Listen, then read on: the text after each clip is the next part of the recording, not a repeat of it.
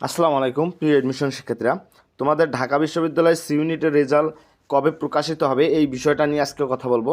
এবং তোমরা জানো তোমাদের কিন্তু ঢাকা বিশ্ববিদ্যালয়ের সি ইউনিটের পরীক্ষা হয়ে গেছে এবং অনেকে রেজাল্টের জন্য চেয়ে আছো, ইউটিউবে ভিডিও খোঁজাখুঁজি করতেছো। তো আজকে ভিডিওতে দেখাবো তোমাদের ঢাকা বিশ্ববিদ্যালয়ের সি ইউনিটের রেজাল্ট কবে পাবলিশ করা হবে। সো নিচে যদি একটু যাই, দেখো ব্যবসা শিক্ষা ইউনিটের ঢাবি ক্যাম্পাস ছাড়াও আরও 4টি বিভাগের কেন্দ্রে কিন্তু তোমাদের সি ইউনিটের ভর্তি পরীক্ষা অনুষ্ঠিত হয়েছিল ভাইয়া। সো এছাড়াও অংশগ্রহণ করেছিল এই পরীক্ষায়, সি ইউনিটে অংশগ্রহণ করেছিল 34,062 জন শিক্ষার্থী। টোটাল শিক্ষার্থী 34,062 জন শিক্ষার্থী সি ইউনিটের ভর্তি পরীক্ষা দিয়েছে। আসন সংখ্যা এখানে রয়েছে 1050টি। টোটাল আসন সংখ্যা রয়েছে 1050টি।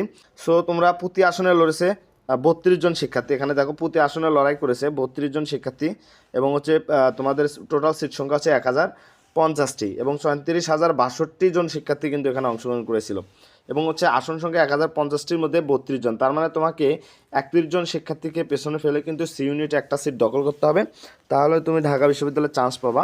সো এই সি ইউনিটের রেজাল্ট তোমাদের কবে পাবলিশ করা হবে এই বিষয়টা নিয়ে যদি একটু নিচে যাই, দেখো ব্যবসা শিক্ষা শাখায় রয়েছে 923টি সিট, বিজ্ঞান শাখায় রয়েছে 95টি সিট এবং মানবিক শাখায় রয়েছে 25টা সিট। বলছে যে তোমাদের যে খাতা দেখার সি ইউনিটের যে ব্যবসা শিক্ষা প্রশাসনের যে খাতা দেখার কাজ, উত্তরপত্রের কাজ, তো এটা কিন্তু দেখার কাজ এখনও চলমান প্রক্রিয়া চলতেছে আর কি। এবং আশা করা যায় যে এই মাসেই, অর্থাৎ তোমাদের চলতি মাসেই কিন্তু রেজাল্টটা কী করা হবে, পাবলিশ করা হবে। 6 ডিসেম্বর ব্যবসা শিক্ষা ইউনিটের কিন্তু ভর্তি পরীক্ষা তোমাদের অনুষ্ঠিত হয়। ঢাকা বিশ্ববিদ্যালয়ের ব্যবসা শিক্ষা অনুষদের ডিন ভারপ্রাপ্ত ডক্টর মাহমুদ ওসমান ইমাম আমাদের 1 মাস সময়সীমা দেওয়া হয়েছিল। তিনি বলেন যে 1 মাস সময়সীমা দেওয়া হয়েছিল তোমাদের ভর্তি পরীক্ষার রেজাল্টের জন্য।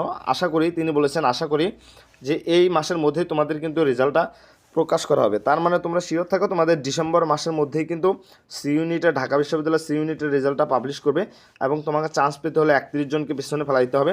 এবং কার কাটমার্ক কত এই বিষয়টা জাজমেন্ট করো আমাকে, যে হলো কার কাটমার্ক কত, তাহলে আমি বলে দিব আসলে তোমাদের সি ইউনিটে চান্স পাওয়ার জন্য কত কাটমার্ক প্রয়োজন। এবং যদি সি ইউনিটের কাটমার্কের, ঢাকা বিশ্ববিদ্যালয়ের সি ইউনিটের উপর যদি কোনো কাটমার্কের ভিডিও চাও তাহলে আমাকে কিংবা কমেন্ট করতে পারো। আমাদের ইউটিউব চ্যানেলটি যারা এখনও সাবস্ক্রাইব করে নেই, সাবস্ক্রাইব করে রাখো যে কোনো আপডেট তথ্য সবার আগে পাওয়ার জন্য। সবাইকে অসংখ্য অসংখ্য ধন্যবাদ।